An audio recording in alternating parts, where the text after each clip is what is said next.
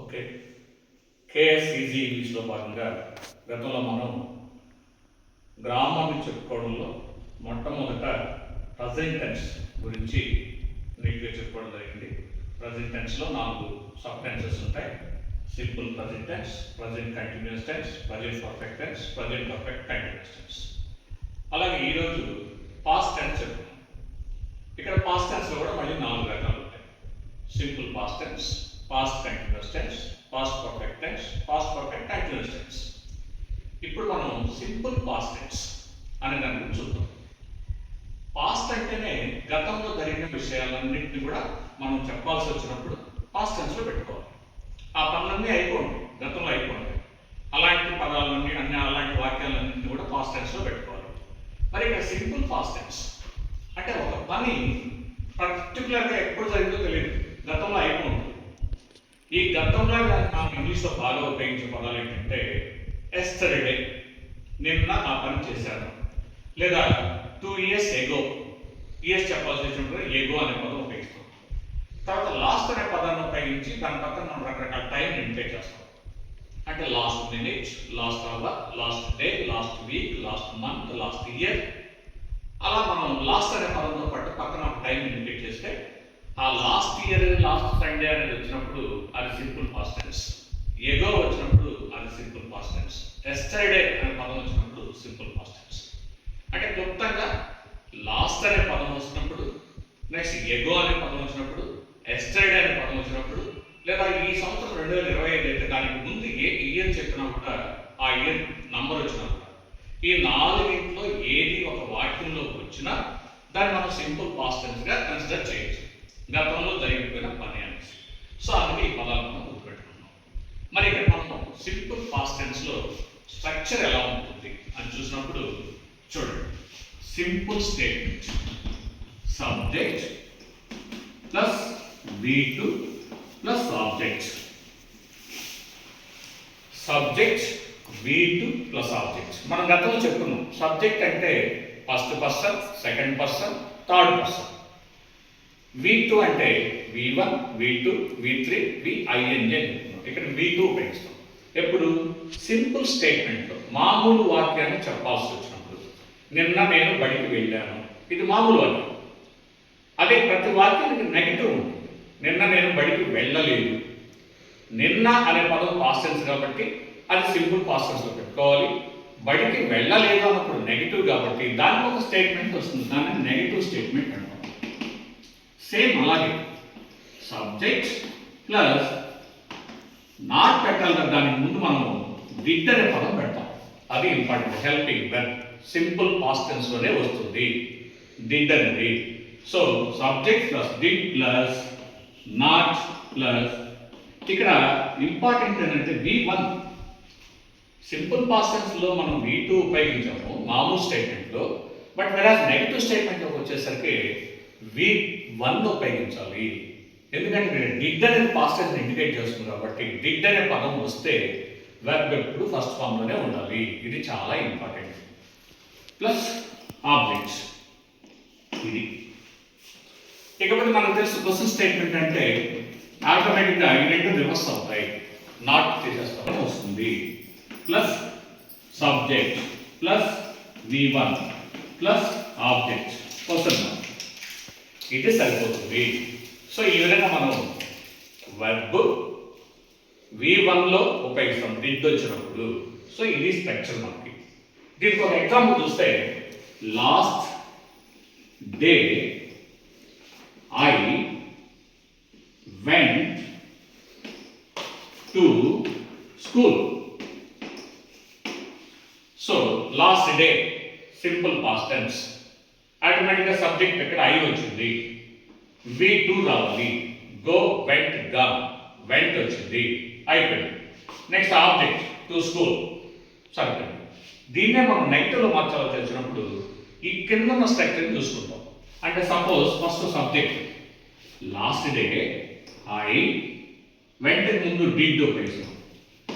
I did not, వెంట కాస్త go అయిపోతుంది. I did not go to school అయిపోయింది.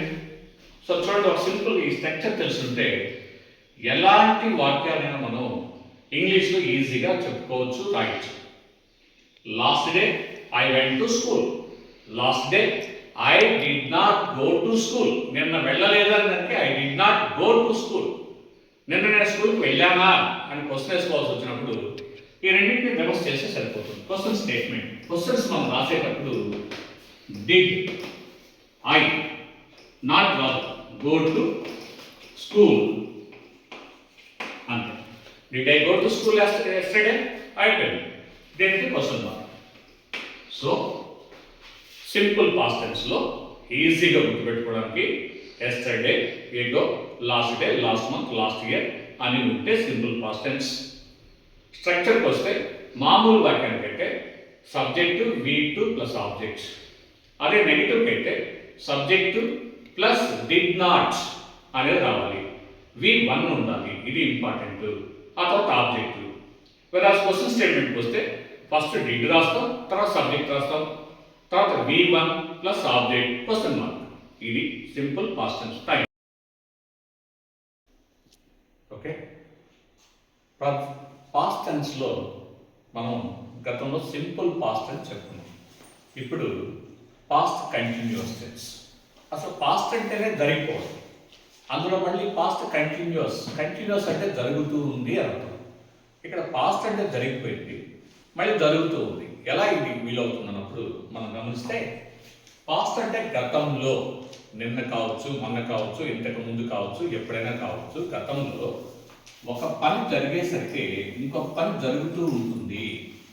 అంటే ఇక్కడ రెండు పనుల గురించి మనం చెప్పుకుంటాం పాస్ట్ కంటిన్యూస్లో. ఒక పని పూర్తయ్యేసరికి మరొక పని జరుగుతూ ఉంటుంది. ఏదైతే జరుగుతూ ఉందో దాన్ని పాస్ట్ కంటిన్యూస్లో పెట్టుకుంటాం. అంటే ఎగ్జాంపుల్ ఇచ్చినప్పుడు, నిన్న నేను మా ఇంటికి వెళ్ళేసరికి మా అమ్మ వంట చేస్తూ ఉంది. ఇక్కడ రెండు పనులు కూడా పూర్తయిపోయినాయి. ఇప్పుడు మనం చెప్పుకుంటాం అయిపోయిన పనులు, అందువల్ల అది పాస్ట్ టెన్స్. అప్పుడు రెండు పనులు మనం ఇండికేట్ చేయాల్సి వచ్చినప్పుడు, నిన్న నేను మా ఇంటికి వెళ్ళేసరికి అంటే నేను మా ఇంటికి వెళ్ళాను, పని పూర్తయిపోయింది. మా అమ్మ వంట చేస్తూ ఉంది అంటే అక్కడ వంట చేస్తూ ఉంది అనేది పాస్ట్ కంటిన్యూస్. సో ఇలాంటి వాక్యాలను వాడాల్సి వచ్చినప్పుడు మనం పాస్ట్ కంటిన్యూస్గా ఉపయోగిస్తాం. ఇలాంటివి ఎన్నో మన సహజ సిద్ధమైనటువంటి లైఫ్లో ఉపయోగిస్తుంటాం. నేను నిన్న బస్ స్టాండ్కి వెళ్ళేసరికి బస్సు కదులుతూ ఉంది. నిన్న మా బంధువులు వచ్చేసరికి మేము టీవీ చూస్తూ ఉన్నాము. నిన్న నేను పిల్లలు వచ్చేసరికి లెసన్ చెప్తూ ఉన్నాను. సో ఇలాంటి వాక్యాలన్నీ కూడా మనం పాస్ట్ కంటిన్యూస్లో పెట్టుకోవచ్చు. మరి ఇక్కడ ఒకటి పూర్తి అయిపోయింది, రెండవది జరుగుతూ ఉంది. పూర్తి అయిపోయిన దాన్ని మనం ఎలా పెట్టుకుంటాం? పూర్తి అయిపోయింది కాబట్టి సింపుల్ పాస్ట్ టెన్స్లో పెట్టుకుంటాం. సింపుల్ పాస్ట్ టెన్స్లో. మరి జరుగుతూ ఉండేదాన్ని పాస్ట్ కంటిన్యూస్లో పెట్టుకుంటాం. ఇది మనకి ఇంపార్టెంట్. పాస్ట్ కంటిన్యూస్లో పెట్టుకుంటాం. పాస్ట్ కంటిన్యూస్ అంటే స్ట్రక్చర్ ఎలా ఉన్నది మనం చూసుకోవాలి. ఈ రెండు వాక్యాలను కలపడానికి ఇంగ్లీష్లో రెండు పదాలు ఉన్నాయి, వెన్ ఆర్ వైల్. ఈ రెండు పదాలు మనకి ఇంపార్టెంట్. సో ఎప్పుడైనా నువ్వు వెన్ కానీ వైల్ కానీ ఒక వాక్యంలో కనిపిస్తే అది పాస్ట్ కంటిన్యూస్ అని అనుకోవాలి. ఒకటి, అందులో రెండు వాక్యాలు ఉంటాయి, ఒకటి పూర్తయి ఉంటుంది, మరొకటి జరుగుతూ ఉంటుంది. పూర్తి అయిపోయిన వాక్యాన్నేమో సింపుల్ పాస్ట్ టెన్స్లో పెడతాం, జరుగుతుండే వాక్యాన్నేమో పాస్ట్ కంటిన్యూస్లో పెడతాం. సింపుల్ పాస్ట్ టెన్స్ అంటే మనం గతంలో చెప్పుకున్నాం, subject plus V2 plus object. ఇది మరి పాస్ట్ కంటిన్యూస్ స్ట్రక్చర్ ఎలా ఉంటుంది దాన్ని చూసినప్పుడు మనం సబ్జెక్టు ప్లస్ ఇక్కడ హెల్పింగ్ వెర్బ్లు వాజ్ కానీ వర్ కానీ వస్తాయి. Was or were plus VING అంటే కంటిన్యూస్ అంటే ఎప్పుడు వెర్బ్ ఇన్ ఫామ్ లోనే ఉండాలి, ప్లస్ ఆబ్జెక్ట్. మరి ఇక్కడ రెండు వచ్చాయి, వాజ్ కానీ వర్ కానీ. వాజ్ అనేది సబ్జెక్ట్ థర్డ్ పర్సన్ సింగులర్స్ లో ఉన్నప్పుడు వాజ్ పెడతాం, సబ్జెక్ట్ ప్లూరల్స్ లో ఉన్నప్పుడు వర్ పెడతాం. అంతే. మనకి థర్డ్ పర్సన్ సింగులర్స్ మనకు తెలుసు, he, she, it and singular names. ఇవి వచ్చినప్పుడు వాజ్ పెడతాం, మిగతా ఏ వచ్చినా వర్ పెట్టాలి. వెర్బ్ ఏమో ఇన్ ఫామ్ లో ఉండాలి. ఎగ్జాంపుల్ మనం తీసుకున్నప్పుడు, నిన్న నేను స్కూల్కి వెళ్ళేసరికి మా టీచర్ పాఠం చెప్తున్నారు అనే దాన్ని మనం ఇంగ్లీష్లో నీట్గా రాయగలం. ఎలా రాయగలంటే, when Okay. When I went to class, my teacher was explaining the lesson. ఈ ఒక్క ఎగ్జాంపుల్ ఏం లేదా రాసుకోవచ్చు. So when I went to class, ఇక్కడికి ఒక వాక్యం, నేను క్లాస్కి వెళ్ళేటప్పటికి. వెంట్ వెర్బ్ సెకండ్ ఫామ్ లో రాసాం, సింపుల్ పాస్ట్ టెన్స్ లోకి వచ్చేసింది. My teacher was explaining the lesson. My teacher subject, teacher singular కాబట్టి వాజ్ ఉపయోగించాం, వెర్బ్ ఐడెంటిటీ లో పెట్టాం. My teacher was.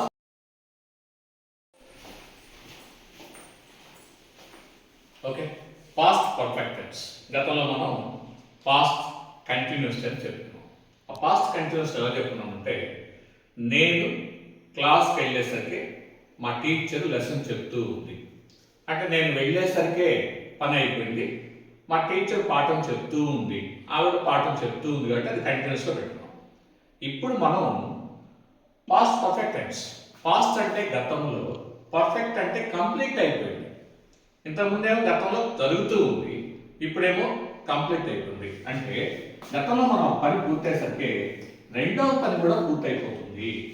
అంటే గతంలో 2 పనులు పూర్తయిపోయి ఉండాలి, అవి ఒకటి పూర్తయ్యేసరికి రెండోది కూడా పూర్తయిపోయి ఉండాలి. అలాంటి వాక్యాలను చెప్పాల్సి వచ్చిన సందర్భంలో పాస్ట్ కంటిన్యూస్ని ఉపయోగిస్తాం.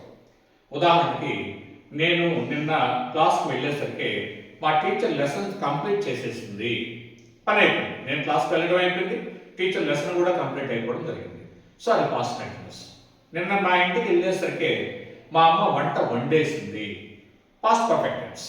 నేను స్టేషన్కి వెళ్ళేసరికి ట్రైన్ వెళ్ళిపోయింది, పాస్ట్ పర్ఫెక్ట్ టెన్స్. చూడండి అంత ఈజీగా మనకి ఎంత లైఫ్లో ఉపయోగపడే పదాలన్నీ, వాక్యాలన్నీ కూడా ఈ టెన్స్లో మనం చెప్పుకోవచ్చు. నేను బజార్కి వెళ్ళేసరికి కొట్లన్నీ మూసేస్తున్నారు. సో వాళ్ళు మూసేయడం జరిగింది, నేను వెళ్ళడం జరిగింది, రెండు అయిపోయింది. గతంలో జరిగిపోయిన పనులు రెండు కనుక అయిపోతే పాస్ట్ పర్ఫెక్ట్ టెన్స్లో పెడతాం. దీనికి ఉపయోగించే పదాలు ఏంటంటే, బై అనే పదం కానీ బిఫోర్ అనే పదం కానీ చూపిస్తాం. అంటే 2 వాక్యాలని రాసేటప్పుడు బై లేదా బిఫోర్ అనే వాటితో కంజంక్షన్ చేస్తే, మనం కలిపితే ఆ బై కానీ బిఫోర్ కానీ వాక్యంలో ఉంటే పాస్ట్ పర్ఫెక్ట్ టెన్స్గా మనం గుర్తించాలి. ఈ 2 ఇంపార్టెంట్. వెన్ వైలు ఉంటే పాస్ట్ కంటిన్యూస్, బై బిఫోర్ ఉంటే పాస్ట్ పర్ఫెక్ట్ టెన్స్. ఇక్కడ స్ట్రక్చర్ ఎలా వస్తుందంటే, ఒకటేమో సింపుల్ పాస్ట్ టెన్స్, ఎంత మనకి పాస్ట్ కంటిన్యూస్ చెప్పుకున్నట్టు సింపుల్ పాస్ట్ టెన్స్ లో వస్తుంది. రెండవది పాస్ట్ పర్ఫెక్ట్ టెన్స్. సబ్జెక్టు, ఇక్కడ హెల్పింగ్ వర్బ్ హ్యాడ్ వస్తుంది, సబ్జెక్ట్ తర్వాత హ్యాడ్ రావాలి, నెక్స్ట్ V3 ప్లస్ ఆబ్జెక్ట్. ఇంతే. ఎలా అంటే, సపోజ్ ఒక example, before I reach station. Before I reach station, చూడండి నేను స్టేషన్కి రీచ్ అయ్యే లోపల ముందుగానే ద ట్రైన్ హ్యాడ్ లెఫ్ట్. చాలా important example.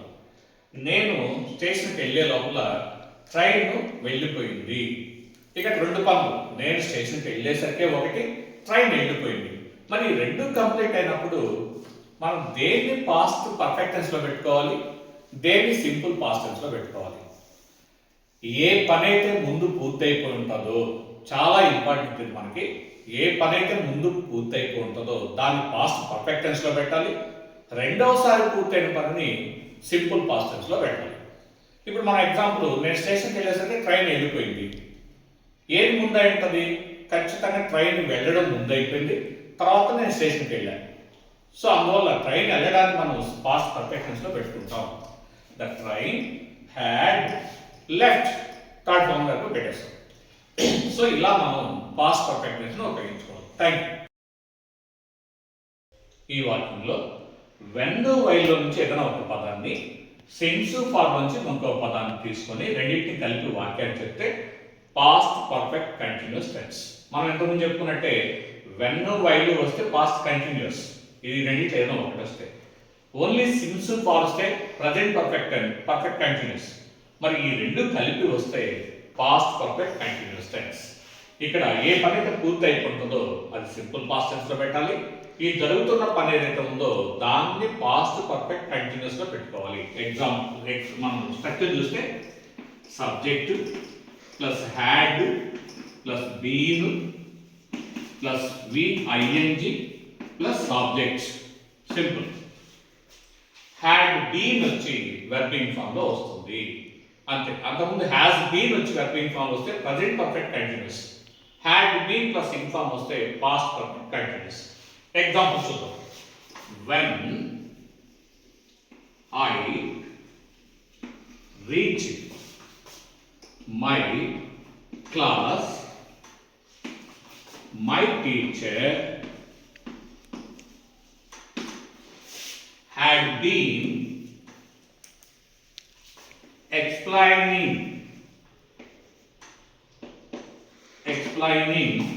the lesson for 1 hour. అది మనం ఇక్కడ జాగ్రత్తగా గమనిస్తే వాక్యం చాలా పెద్దదైనా కూడా ఇలాంటి వాక్యాలు 100 తయారు చేయొచ్చు మనం కరెక్ట్గా మనం ప్లాన్ చేసుకుంటే.